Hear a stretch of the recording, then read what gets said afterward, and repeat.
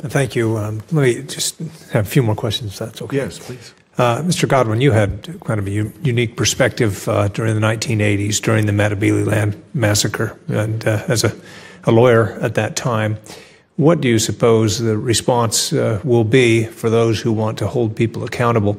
What are we likely to hear from the president, who was then the chief of intelligence at that point? What are we likely to hear? I mean, I do think what I'm always astonished by, and I was a young reporter down there on the ground when it happened. It was a first big story of mine. And for me, the Matabele massacres were ZANU-PF's original sin. When I saw what that was and what it consisted of, it was something where I, along with so many people, had gone back to Zimbabwe after 1980, and this was going to be this big new progressive experiment, and I never recovered from it, and I don't think the country ever fully recovered from it. I think we lost our moral core, and we lost the whole sort of hopeful, thing that everybody had up until that point. What I am consistently surprised and amazed by is actually how generous of spirit the victims and the families of the victims are. What, in my view, and I really don't speak for these people. These people have their own voices and whatever. But in talking to them, what my takeaway is that they're incredibly reasonable, and what they really want is acknowledgement. They want acknowledgement of what has happened. They want an inquiry. They want this thing to not be swept under the carpet all the time.